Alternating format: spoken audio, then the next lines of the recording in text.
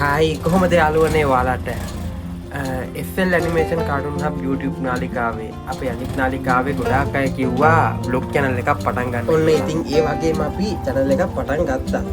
Video එක කොහොම වෙයිද දන්නේ නැහැ. මොකද බ්ලොග් channel කරන පළවෙනි පාර මේ. ඒ නිසා හොඳ නරක තියාගෙන යන්න ඔයාලා. හරි. thumbnail එකේ දැක්ක වගේම අපි අද වීඩියෝ එකෙන් කරන්න යන්නේ සරුංගලයක් හදන වීඩියෝ එකක්. හදලා යවන වීඩියෝ එකක්. ඉතින් ඉස්සෙල්ලාම සවුකොළ ගේන්න අපි ගියා කඩේ.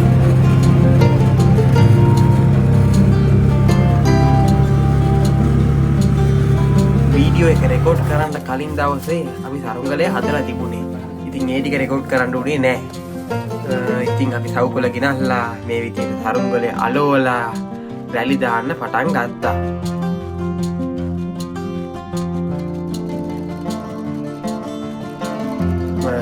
මගේ යාළුවෝ උපයාළුවෝ කියන්නේ පල්ලෙහා ගෙදර මල්ලි එයාගේ යාළුවෙකුයි ඇවිල්ලා තමයි අපි සරුංගලේ හදලා යවන්න ගියේ. අපි සරුංගල් යවන ලොකේෂන් එක හරිම ලස්සන තැනක්. ඔයාලට ඉස්සරහට බලා ගන්න පුළුවන් වෙයි ඒක මොන වගේද කියලා. ඒක ලොකු මැණික් පතලයක්. ලොකු වලවල් තියෙන, වැලි කඳු තියෙන. ඉතින් පුදුම විදියට හුලන් තියෙන්නේ. ඉතින් බලමුකෝ. කියන්න බැරි වුණානේ. කමිසයක් නම් අදින්න බැරි වුණා ඕන්. ඉතින් හොඳේ. දාඩිය දාගෙන සරුංගලේ හදන හන්දා කමිසයක් අඳාම තවත් අමාරුයි. හුලඟක් වැඩි වැඩි ඉන්නකොට කොහොමද දින සනීපේ නේද? ඔන්න ඉතින් අපේ බටු වැටෙත් ඒ ගමන ලොලිපොප් එකක් හදාගෙන ආවා ක්ලේ වලින්. ඒක ගෙනල්ලා මට කණ්ඩන. මං ඉතින් කෑව බොරුවට.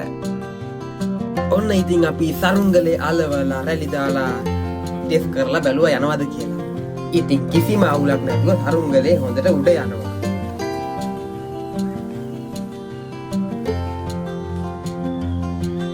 හරි. ඔන්න ඉතින් දැන් වැඩේ හරි. අපි යනවා සරුංගල් යවන්න. අපි ගිට පල්ලෙහෙන් තියෙන පාරෙන් ගිහිල්ලා ඇලකින් ගොඩ වෙලා එහෙම තමයි අපි සරුංගල් යවන ලොකේෂන් එකට යන්න තියෙන්නේ. ඉස්සෙල්ලා එක ලොකු වෙල්ලායක්. දැන් ඉතින් එක ලොකු පතලයක් වෙලා තියෙන්නේ. පස් කඳු වලවල් තියෙන. මෙහෙම අපි අසින් ගිහිල්ලා ඔන්න ඉතින් පතල් පොළට ළඟා වුණා. මේක තමයි අපි සරුංගල් යවන ලොකේෂන් එක.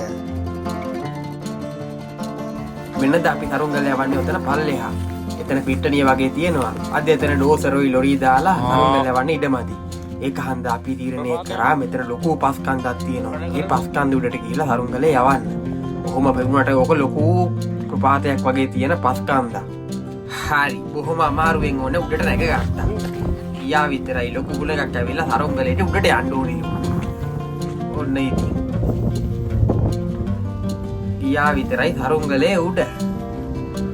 සමහර වෙලාවට මෙතන අපිව ගහගෙන යන්න තරම් හුලං.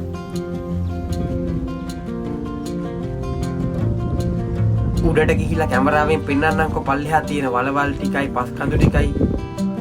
කැමරාවෙන් හරියට පේයිද දන්නේ නැහැ. බලමුකෝ අපි.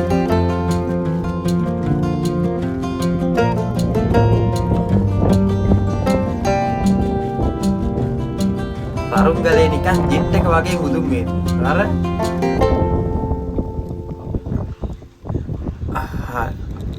අපි මේ විදියට නූල් දීගෙන ගියා. ඔක්කොම නූල් ටික නූල් පන්දුවම දුන්නා. කට්ටිය හැලවලවත් මෙහෙම ඇස්සේ නෑ. දැන් සරුංගලේ උඩ. අපි තවත් නූල් පන්දුවක් ගෙනල්ලා මේ විදියට ඒ සරුංගලේටම දුන්නා. මෙහෙම දෙද්දි නූල් පන්දුවත් එක්ක ගියත් කොහොමද?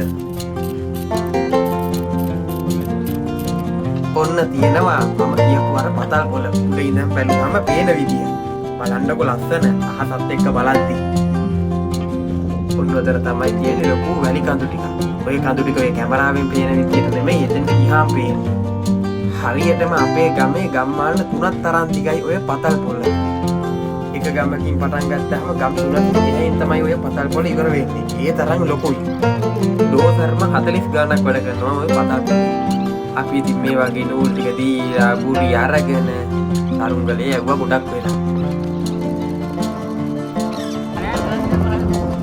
උයි තම